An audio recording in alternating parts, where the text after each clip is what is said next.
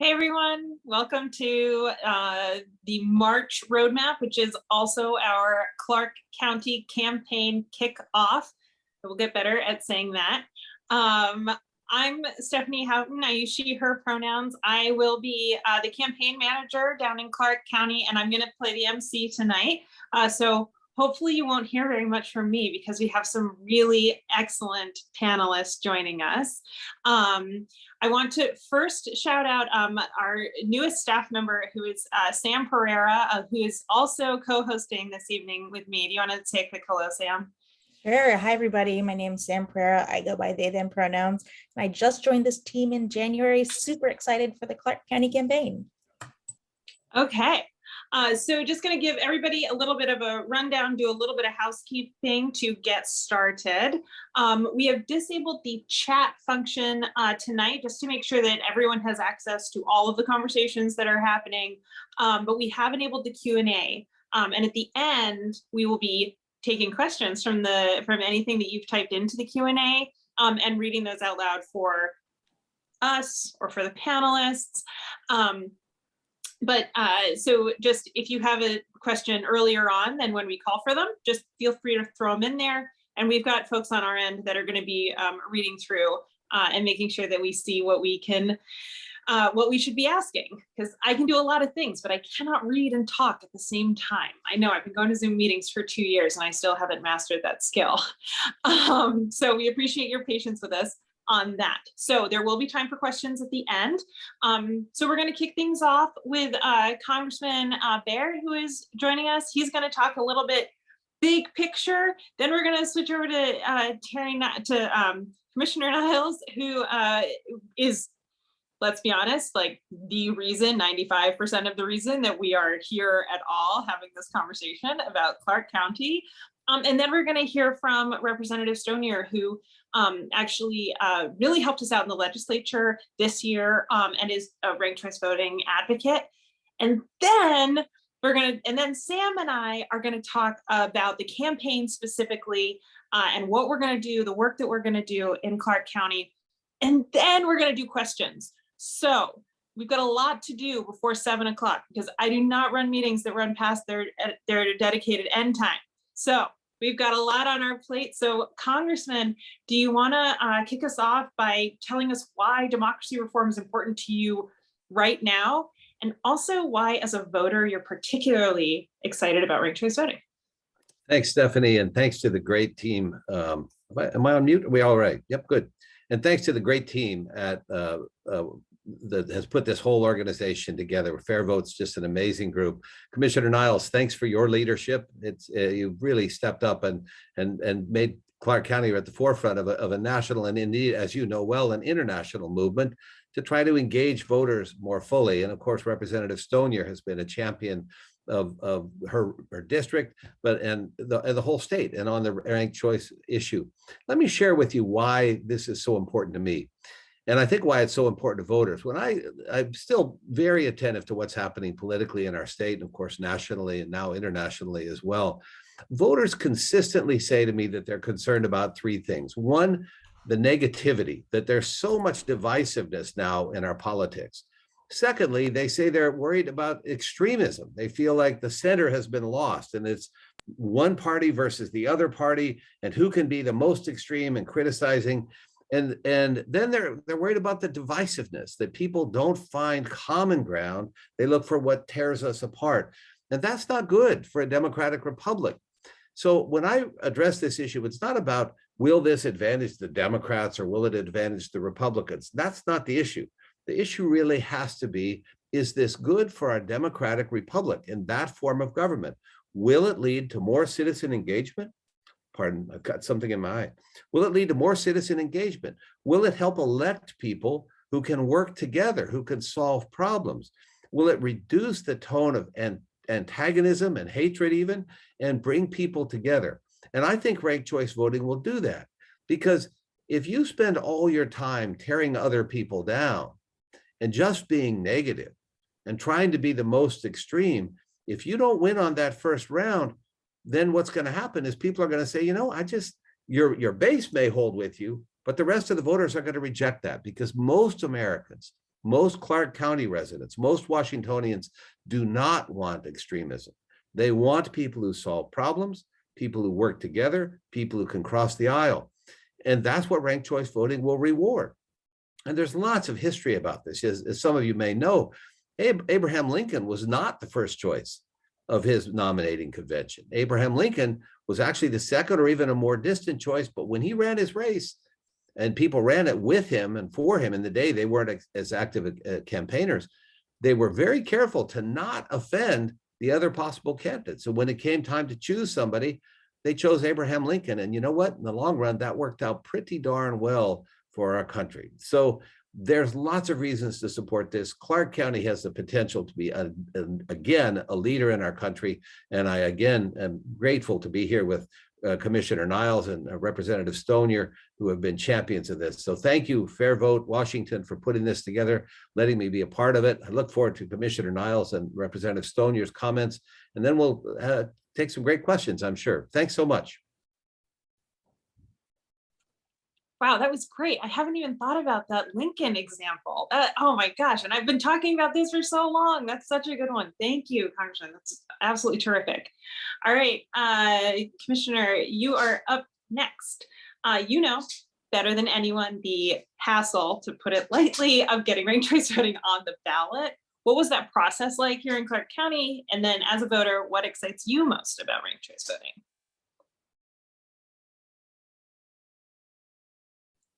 You're on mute. Commissioner, you're on mute. Oh, I'll get this down. You're good to go. Okay, you can hear me now? Okay, I want to thank you for the opportunity to speak about this and for all that Fair Vote Washington is doing to reach out to voters in Clark County around the ranked choice voting amendment that they will be voting on in November, and providing that really necessary education and outreach that is needed for voters to make a really informed decision.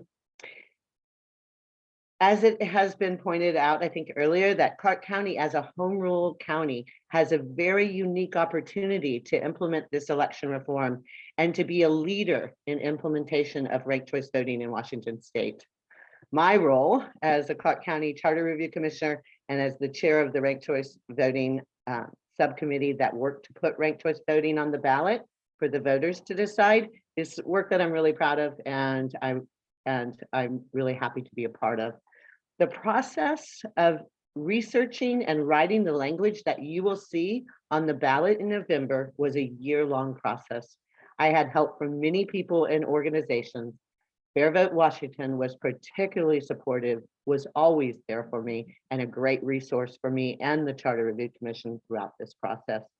The language that you see in the amendment that will be on the ballot had input from many different sources around the county, around the country, and the state. We worked with our own Clark County Auditor, Greg Kimsey, and his office, and ultimately we came up with language that was agreeable to everyone. And I know those that are working on the state legislation knows how hard that is to make that happen. I am grateful for Greg Kimsey and his office and their willingness to work with me and put together the amendment.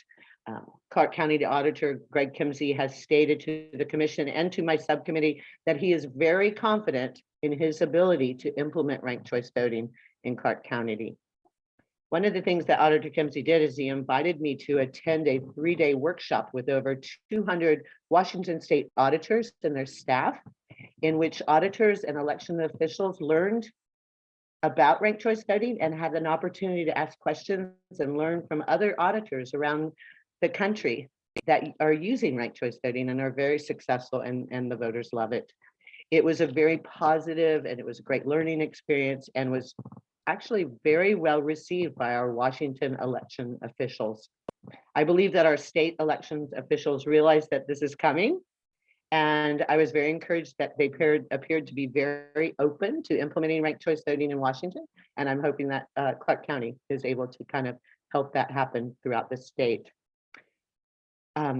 It was a little hard. We had to do a lot of education over the year's time with fellow commissioners. And I'm happy that we were able to get enough commissioners to vote in favor of putting it on the ballot and letting the Clark County voters decide. I would be remiss to not thank everyone that emailed me and the commission and that spoke at our meetings in favor of this amendment. It made a huge difference, and you and Fair Vote were a huge part of that in making that happen. What I am most excited about using ranked choice voting in county elections as a voter is there's actually so many reasons and so many positive changes that ranked choice voting provides. If you want to look at some of the things I put together some FAQs on the county website around ranked choice voting, and you can find them under the county managers page, and you'll see a whole list of FAQs answering questions about ranked choice voting in Clark County. One of the things that we saw in the last election in Clark County is Clark County's voters decisively passing an amendment to make county elections nonpartisan. No one could have predicted those election results. I think those results reflect voters that are tired of divisive partisan politics. And I think that sends a message that Clark County voters are ready and willing to vote for change. Ranked choice voting has been proven to tamp down divisive and toxic campaigning, and that is one thing that excites me the most. Voters are tired of divisive politics, and I think that vote sent a message that it has no place in our local governments. And so hopefully we'll be implementing ranked choice voting, and we will have change. I think voters are ready for it. That's terrific. I love that Clark County is leading the charge, and I love that volunteers and like hardworking elected officials like yourself, Terry, are leading the charge in Clark County. I think that that's really going to make all of the difference, which has set us up nicely to hear from Representative Stonier, who is trying to get this through the legislature. He's working really hard to get this through the legislature.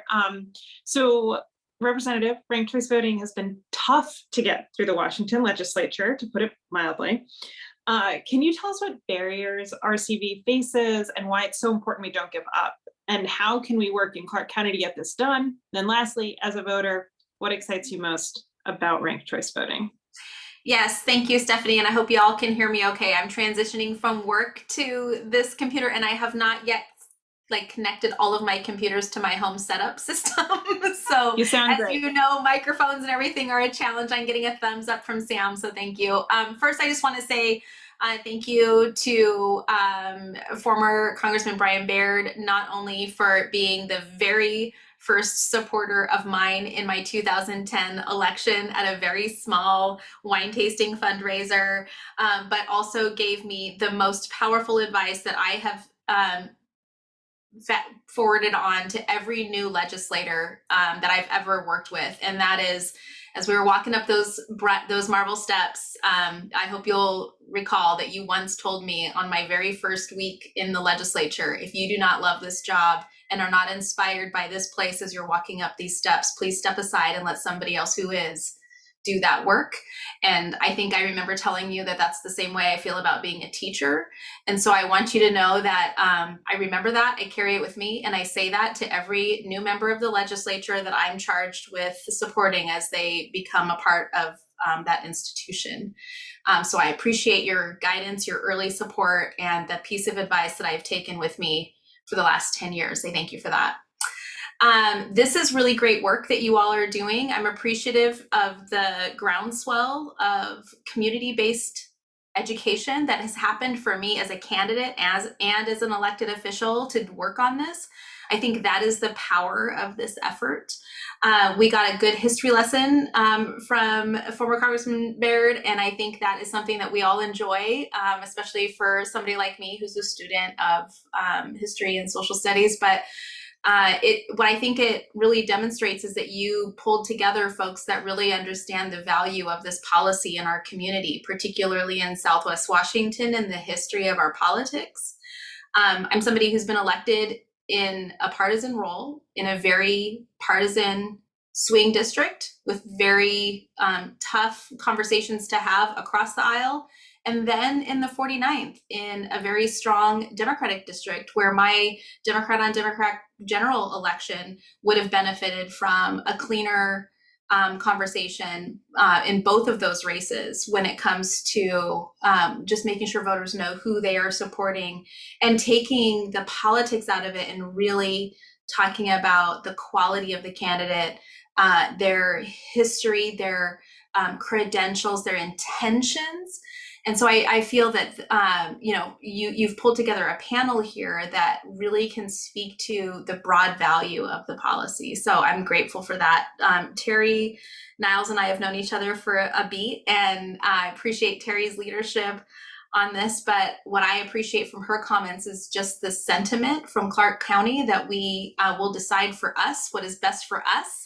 And that has been the case in the charter, and it has also been the case that's been demonstrated in many initiatives on the ballot over the years. So all that to say that I think we are well positioned to take the lead as a community to say that while we may not be politically aligned on all issues, we certainly are aligned on what we think is the right approach to transparency and fairness. And so that's why I'm excited about this being on the ballot this year. You did ask me, Stephanie, about the challenge in the legislature, and I know you're waiting for me to respond to that, so I'm happy to do that.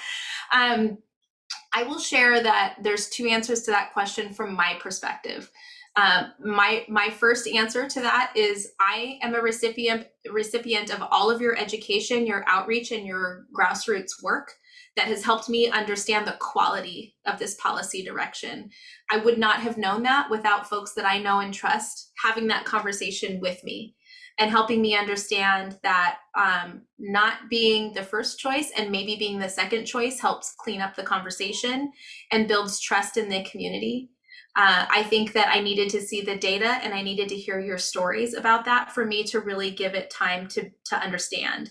And because of your work, I'm one of those people elected at the state legislature who gets to make the determination on this, who really understands the value. And I appreciate the work that you all have done for the last 10 years, whether it's standing outside my legislative office to get a signature on a petition and to ensure that I'm going to advocate that it comes for a vote at a committee.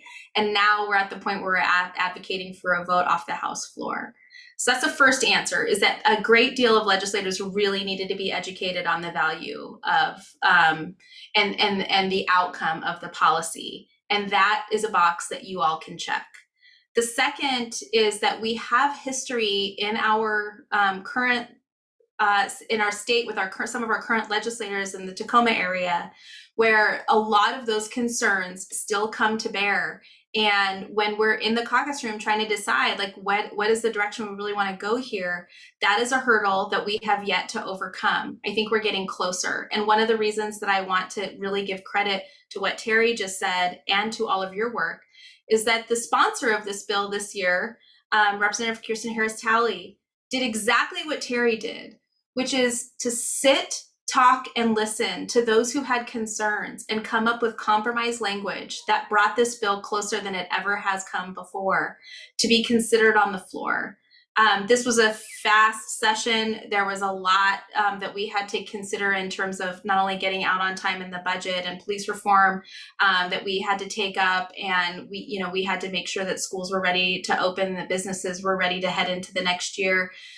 There's always the compression of time in a short session, and that was not untrue this year. But I will say that we overcame many more barriers in the legislature than we have ever overcome before as a result of the sponsor of the bill and people like Terry sitting down with county elected officials to determine what exactly is the compromise language that everybody can agree to. And as it turns out, that did not take a lot of time to get to, right? Like it may take longer in Olympia, but it didn't take that long at the county level. And so I feel very hopeful that the work that you all are doing is in the right direction, that is in best service to the outcomes that we're all looking for, which are cleaner, more thoughtful elections. And as somebody, who is going to have the opportunity to vote on this very soon, I'm appreciative that I can do that in a way where I feel very informed from the work you all have done on a grassroots level. So I think I might have answered all of your questions, Stephanie, and I know you'll ask a follow-up if I haven't, but I wanted to make sure to give due diligence to my friends here on the screen. I think you covered all of my questions. Thank you so much. And that actually, your last bit there actually set me up very nicely to speak with Sam next about our campaign in Clark County. Because we've been talking about educating legislators, educating county elected officials. And I would like to invite the panelists too to feel free to jump in here. You have all run for office or participated in campaigns. I've never run for office, but I've worked on a couple dozen campaigns at this point. And that's why I'm here trying to change them, to be honest. So Sam, first things first, there are a lot of folks on this call from Clark County. There are also a lot of folks on this call not from Clark County. Does that mean that we probably don't need them to do anything for the next couple of months if you're not from Clark County? They can just sit tight, do nothing. Okay, great. Just wait. Awesome. No, not at all. There's so much to do, even if you aren't from Clark County. If you live in Washington and you think ranked choice voting is the way to go, you can join our phone banks, you can write letters to the editor, you can help us educate voters, because that's what we're going to be doing, making sure people know all the benefits of ranked choice voting so they are interested in getting to vote for it. Those one-on-one conversations are so important. Like Monica was saying, like Terry was saying, those one-on-one conversations with voters are just absolutely vital. And let me also say that they're generally pretty fun. Our phone bankers have a lot of fun talking to people, educating them about ranked choice voting, and people are often pretty curious. I find that when we're talking about something that's a positive change for democracy, people who might feel a little jaded about it are like, oh, there's something that could change. There's something that could get better. Maybe I would want to get re-involved in politics, care about what's going on. So it's fun to talk about ranked choice voting. We find that when we talk to voters. I think that's right. And I think it's really interesting always to ask that question, like, well, do you think everything is working really well right now? And most people don't. That's something that brings us all together. We don't think that it's working well. And it's really cool, actually, to present a solution. And I've made calls for candidates. I know Sam has made calls for candidates. Those can get tough, right? Like those are like really contentious. And I'm sure the three panelists who have held elected office here have had to call and actually ask for someone's vote. But when you're asking for someone else, it's really tough to sort of defend all of those and you can get really easily overwhelmed. The thing that I like about talking about ranked choice voting with voters, though, is that you just talk about why you like it. Just think about why you like it. That's what you have to do. Another thing that I love about talking about ranked choice voting is if you're talking about a candidate, we are in our current system talking about somebody from one of the two parties, often very polarizing. If you're talking about ranked choice voting, this is an issue that cuts across the aisle. People on both sides are really fed up with how deeply polarized things are. So it's good. You can talk to somebody who does not share your political beliefs, but shares a desire to be able to change the system. So, yeah. Yeah. Congressman, I see that you unmuted. Do you have something to add? Yeah, first of all, Monica, it's so great to see you again, Representative, and thanks for the kind words. And you have embodied and lived every day of your time in office up to that standard, and I'm grateful for it. I'm delighted to see you there. And what Sam was just saying is sure what I've heard. I used to talk about this with people when they'd ask about it in the context of ice cream. And our politics right now is we've said, okay, there's Rocky Road and there's Heath Crunch or something. And if you hate Heath Crunch, you have to hate everyone who likes Heath Crunch. And if you hate Rocky Road, you have to hate everyone. And it's all about who hates each other. But if I went to the ice cream store and they said, we don't have any Rocky Road or Heath Crunch, what are you going to do? Well, I hate everything. I could find a compromise. It is not hard to say, the world is not always, it has to be one way or another. We can find good people on both sides of the aisle.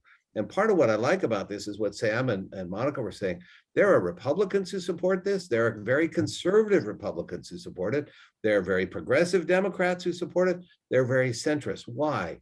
Because they think it gives us more choices, will give us a chance to not necessarily mean our person doesn't always win on the first round, but the person who does win in the end will have stronger, broad-based support, will have demonstrated themselves to be appealing to more people, and that generally will lead to better representative government. And not only that, they'll be working with others who are elected in the same way.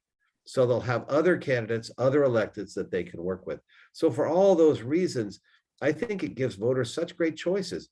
And you know, one of the things I love about Clark County, of course, it's named for Lewis and Clark, for Clark of Lewis and Clark. One other tidbit of history is there was a point at which the expedition was a little farther downriver than Clark County is, but they had to decide which side of the river were they going to spend the winter on. This was a consequential decision. Spend it on the south side. They picked wrong because they picked the Oregon side, but the process was interesting because they actually had a vote. And what's beautiful about it is they recorded how people voted, and Sacagawea, the native woman, the First Peoples woman, a woman and First People, was allowed to vote, and her vote was recorded. And so we have a long history in Southwest Washington of being pioneers in voting, from the earliest explorers as well. And I think here's a chance to do it again. Congressman, you should come to all of our events and just share these facts, because I can't get enough of them. Commissioner Niles, I see that you have also unmuted. Yes, I just wanted to kind of reinforce what Brian Baird Congressman Baird just said. In ranked choice voting, it truly assures that the person that has the most majority support wins. It might not have been your first choice, your second choice, or third choice, but that majority, the person with the most majority wins. It also, one of the things I particularly like about it is there's less sore losers. It's like, okay, well, my first one didn't win, but you know, that was my second choice, so I'm good with that. So you don't have a lot of, you know, all this negativity afterwards, and I think that it would really improve elections that way too. Thank you for bringing that up, Commissioner, because we are talking a lot about elections and campaigning, but the benefits of ranked choice voting don't end after election day, because you need to keep working together. It's no longer like, okay, I got here and now I'm just gonna, like, you know, start knocking heads together. There's not suddenly a benefit to that. This will actually make the process of governing much kinder, I think. Representative? Yeah, I appreciated what you just had to say, Stephanie, about kind of the process and voter engagement, because that was one of my very early concerns about ranked choice voting, which was if we're struggling to get people to turn their ballots already, and the ballot appears to be more confusing, what are we doing to voter engagement? But what you've just illustrated is that when you care about a myriad of options, or a myriad of policy areas and issues. I was a classroom teacher, but I cared about a number of issues outside of that. Many people would not know that unless I had the opportunity to use my vote in ways other than the one issue that I care deeply about. And I think that's where the bipartisan support really comes from. We have a number of issues that are bipartisan in approaches, healthcare access, housing, again, education is always an all partisan issue. So while there may be places where there are fissures, there are far more places where we have common ground.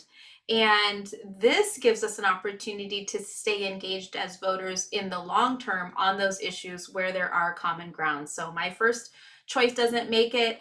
That's fine. My second choice is still good on 2 of my top 4 issues. And as a voter, I'm more engaged for a longer period of time. And for those of us who are educators, we know that building that stamina muscle lasts in life skills long beyond.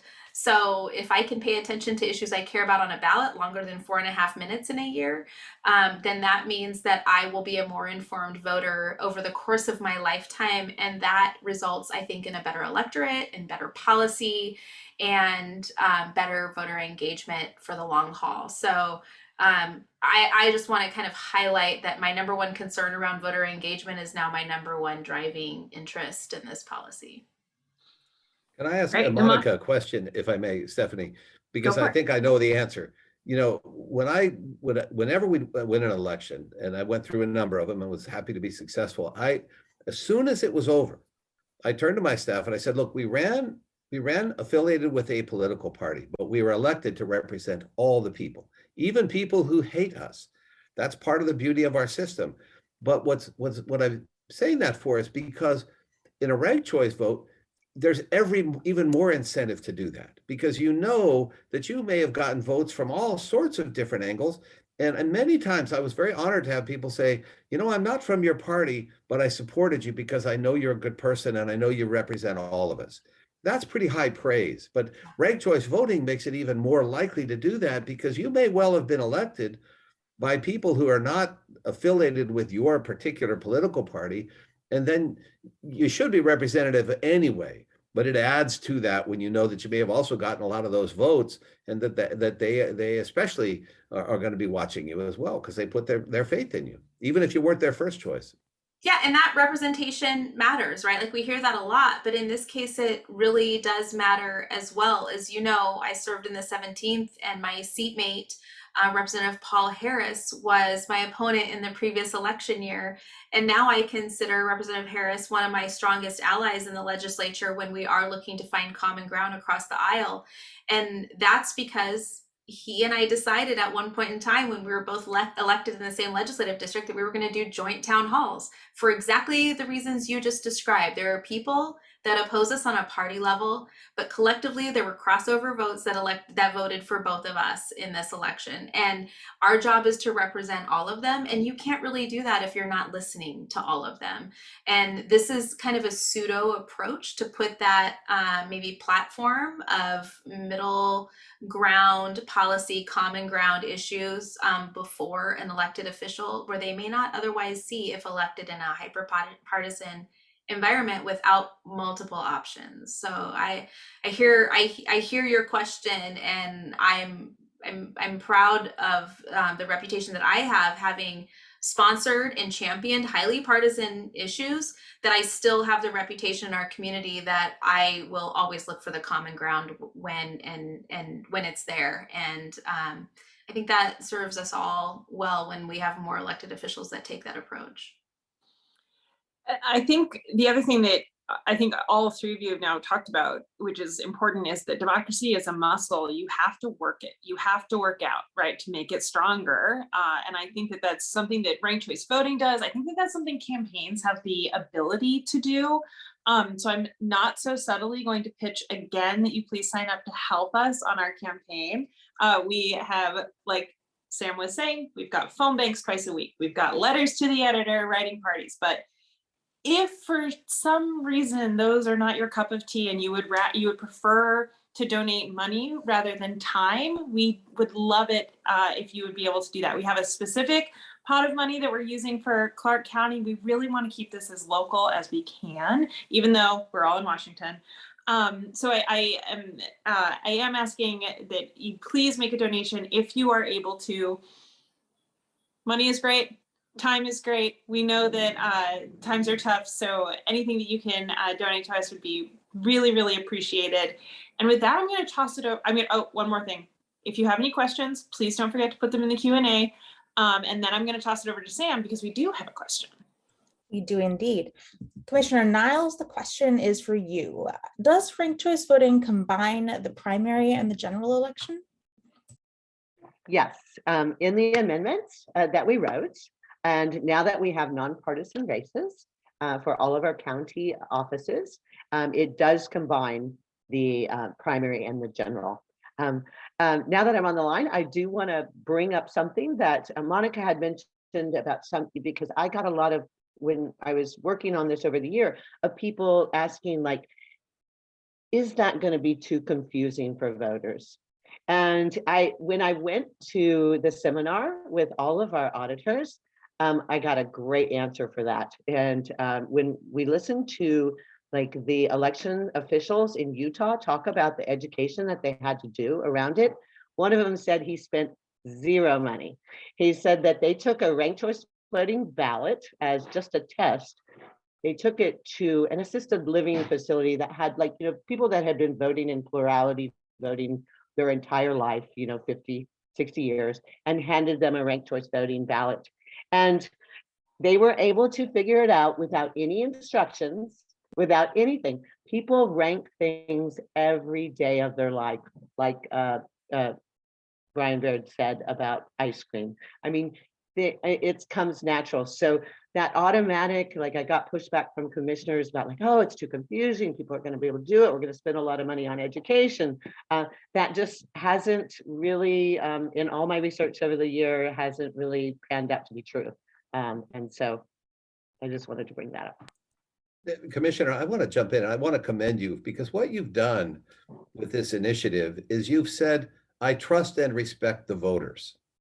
Right. And not all voters respect themselves. Some voters say, I don't want it to be complicated. I want it to be simple. Well, the issues that your representative is going to deal with, that Representative Stonier deals with every single day, are very complicated. And I think the voters are perfectly capable of this. They may not have thought of it before because they're so used to having one or the other choice. But once you explain it, I think they generally go, oh, that makes sense. And there are some voters who we know have probably never, ever voted for someone who got elected because they're in a district that's in extreme one way or another, but they might like to have somebody that they actually have some inclining of support. But again, Commissioner, what you've done in Clark County has said, we respect Clark County voters, their intelligence, their commitment to our democracy, their willingness to do a little extra work, their willingness to compromise sometimes, and to be leaders in this. And I really admire that. And you, in your own leadership of this, have had to be patient and persistent and help people understand it. But I love the Senior Citizens Center. If you can go to a retirement home and folks who've done something 50 years a certain way, and they go, yeah, I get it, I could solve that. That shows that we can trust our voters, which is the fundamental principle of any democratic republic, is faith in the voters. I love what Brian just said about not only trusting the voters, but the conversations we would have after an election. So imagine having never voted for somebody that has won an election in your district.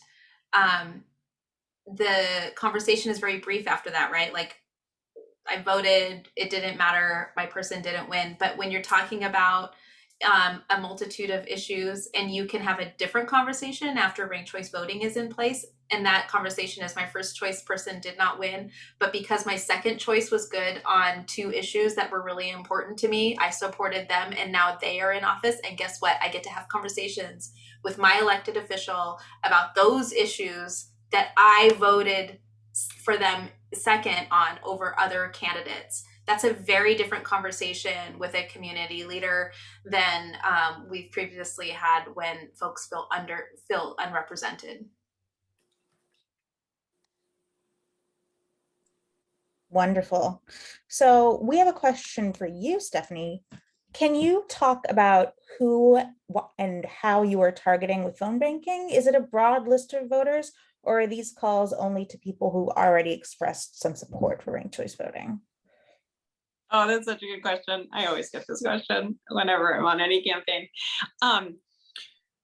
Right now, we are mostly still calling folks who have already expressed an interest in ranked choice voting.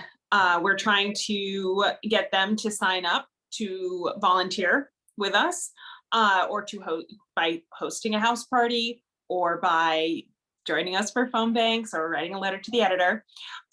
We are about to, and I'm saying this within a week or two, going to be reaching out to voters in Clark County who have not expressed that they like ranked choice voting or don't like ranked choice voting. It's going to be a little bit of, it is going to take some persuasion. Like, these calls are going to be a little bit more challenging than just doing volunteer recruitment. but it's also going to be targeted. So we've done some polling, and I will give you this tidbit from our polling. A lot of folks ask, like, why should I care about this? Like, that's their question. It's not, I don't like it or I hate it. It's, there's so many things happening right now. Why should I care about this? And that's what a question. Like, that's like a dream question to have to answer. It's just your personal opinion. But we are doing targeting, also based on that polling.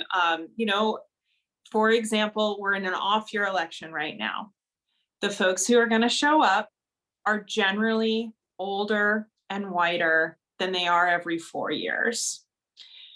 We know that younger people and people of color like ranked choice voting. They like ranked choice voting. So we will be reaching out to them to convince them to vote. It's not necessarily just telling them about ranked choice voting. It's not saying like, you should feel this way or that way. It's, I'm going to ask you a question. Have you heard of ranked choice voting? I'm going to give you you're going to get a script so you can explain it in 3 minutes or less than 3 minutes and 30 seconds. And then you're going to ask if they will vote yes or no. And we're going to be talking to young people as much as we possibly can on the phones. The other part that I will say about targeting is it's constantly evolving, right? So like, that first phone bank happens and we sort of look at it and say, oh, wow, Clark County, no one's answering their phones, because that's the other thing about young people. They don't answer their phones.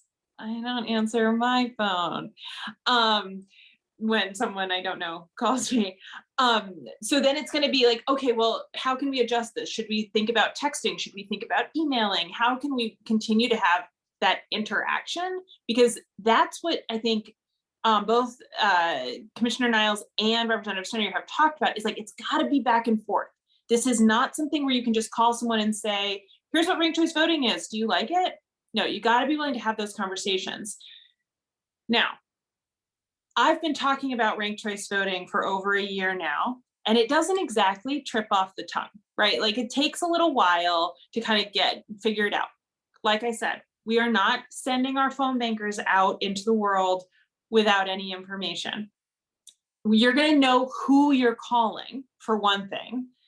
You're going to get a lot of information about that individual. You're also going to get information about who we're targeting in general that specific evening. You're going to get a script.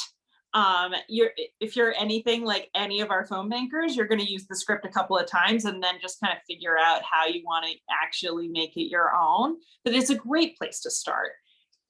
You're also you're going to be alone in your house doing this because of the pandemic, but Sam hosts every single phone bank. I've watched Sam host every single phone bank, or not every single one, but I've watched them host a lot of them. And they're an excellent teacher. And if you stop and want to ask a question, then just stop and ask a question. We try to make this as enjoyable as we can. We've got the chat going to say, hey, I just had a really great conversation, or hey, that person was kind of rude and terrible, but that's okay because I'm going to have a good conversation in just a minute. I can't pretend that we're going to get anywhere by only talking to people who like us. We have to talk to people who maybe don't immediately like us, but will.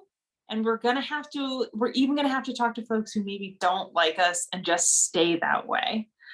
I wish that you could just run a campaign talking to people who like us. That sounds fun. But lastly, if all of that support still doesn't sound like, okay, I'm ready to take this on, we also have the Why Ranked Choice Voting Works seminars. They happen twice a month. They are volunteer-led, they are volunteer-run, and they're usually fewer than 15 people who attend. So it's really intimate. You get to ask a bunch of questions. There's a presentation, yes, but there's a bunch of conversation too. That's a really cool way to learn about ranked choice, to learn the basics of ranked choice voting. So tell your friends. It's also a good way to learn about how to talk to ranked choice voting how to talk to your friends about ranked choice voting. you can talk to ranked choice voting with your friends if you'd like.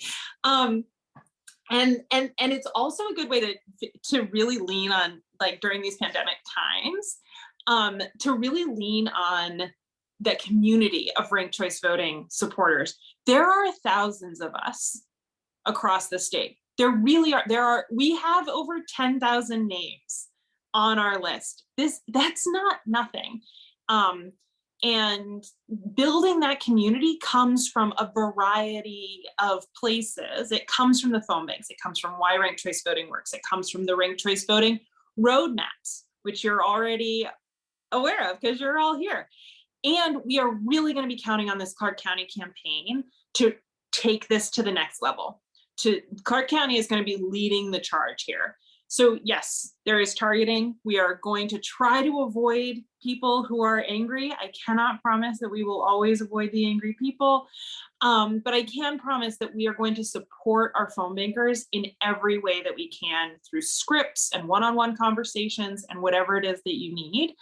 And that I think that the Why Ranked Choice Voting Works seminars are such a good place to start. And then also letters to the editor. Ben Chapman, our comms manager, is on this call also. He's managing the back end for us right now.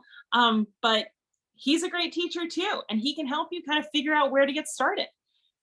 We are not expecting anyone to just go out there and, lead the parade for ranked choice voting all by yourself. Please don't. We're here. We want to help. And if you've got more ideas, please share them because we're all ears. We're all ears. Stephanie, can I jump in with one observation on this? And I Please. think I'd be really interested in Representative Stonier and Commissioner Niles. My experience with ranked choice voting is if you start and you say in your mind, my goal is to get this person from having never thought about ranked choice voting to suddenly endorsing it at the end of our conversation, that's a big jump. But if you call somebody and say, have you ever thought about ranked choice voting? And they say, never thought about it, and say, well, can we take a few minutes just to discuss it? I'm not necessarily expecting you to, on the first thought, swing over. That'd be quite a bit to ask. But would you be willing to consider a few things? And then you have a few things like, for example, if your first choice in election doesn't win, would you rather have your second choice or your last choice? Well, most people say, well, if I could have my second choice, I'd go for that. And then you could do other examples like we've talked about. So Commissioner and Monica, when you've been talking about with folks, has that been your experience that people are maybe a little reticent, they're not clear what it is? And if you start by asking them to commit, you're going to get resistance probably. But if you ask them to think about it, then you get a willingness to engage in dialogue. Has that been your experience as you've shared this with people? Well, that has been my personal experience as somebody becoming aware of the issue, first of all, and it has been my experience when talking with folks about it, because just as you said, Brian, when you talk to somebody about it for the first time, getting them to be a strong supporter and signing up to volunteer is a couple of steps. And that takes time and it takes a long conversation, which is why I always credit this team with sticking to it and making sure that somebody like me has the longer conversation to get educated on it, to come to my own value set around that. Former County Treasurer Doug Lasher just posed that question in the chat around like, what are the values that people respond to?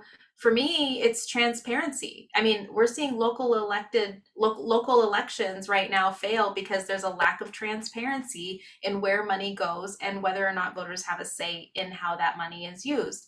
That is a concern for me. But when people feel that the process is transparent, when they can see that even if it's your last choice that gets elected, that they might be good on, and we've had elected officials in this county before that might have been my last choice as an elected official, but were really good on an issue that I actually cared about, and it changes the dynamic of the conversation. And so I think that's a good question. It's a reminder of how many conversations are at play. And I think that's why Stephanie was saying, like, it's going to take some time to get to some of these, but for those who are already on their third and fourth conversation, it's time to get them fired up and ready to play with their 3 T's, their time, their treasure, or their talent, whatever it is you have to bring to the table. And for those that are on the first conversation, it's maybe helpful for them to know that there's somebody like me out there that had all of those same skeptical concerns and ignored a lot of the phone calls that were coming to me because I was like, this is too much. I can't do this. I don't know what you all are talking about. But it wasn't until I did spend some time talking with folks that I got to the point where I could really see the value. And now I am here for a reason. And so, yeah, I think there's a long road and we have to be committed to that on the first, as my first point. But as a second point, you know, the values related to this are purely around transparency and having real choices that are not hyper partisan or single issue. And then to your point about it taking a while to convince people, I know my journey over the last year had the first time that Fair Vote came and presented to the commission, had we taken a vote there, it was pretty overwhelming for a lot of commissioners that weren't familiar with ranked choice voting, probably would not have had the same results that I had at the end when we spent a whole year educating commissioners and going, this is what it means, this is what it happens. And so it took that year and we were able to get it done, but that would have been a lot different if we would have asked them to make that decision after one presentation or after one education event. And that's a long time held position when you come to it from that constructivist perspective, where you construct the value set and your position based on your experiences and your own learning, than if you have been convinced by a commercial in some cases or some misinformation from a potential community leader that was inaccurate. When you make decisions that are rooted in your own process and your values, those are positions that get held for a long time. So I think that's why this has the staying power that maybe other initiatives did not. Wonderful. Okay, we have one final question for Stephanie. While phone banking and donations will be vital to help the Clark County initiative get passed, are there ways that others in the state can help to get it passed apart from that? Always yes. Always yes. If you, for example, so something that we talk about a lot and that we've kind of all like shared now is the influence of those trusted members of your community. So whether that's another elected representative or maybe it's your neighbor, having those conversations, even like within your neighborhood, is still incredibly helpful. I'm prioritizing Clark County, and I'm prioritizing also, by the way, San Juan County is also running a campaign, and this is about Clark County, but San Juan County is running a campaign. So if you're in San Juan County, don't worry, we haven't forgotten about you. But I think that's a really good question, because I don't want folks to get turned off by like, oh, I only can make phone calls or give money. There are so many things that you can do. We have, for example, we are about to do a big candidate survey questionnaire for everyone who's running for office. Like, we just need help organizing that. I know that Sam needs help organizing. We're trying to meet with folks across the state because Clark County is a big deal and San Juan County is a big deal. They are not the end goal, right? They are stepping stones to getting ranked choice voting to be statewide. And so helping Clark County is helping locally.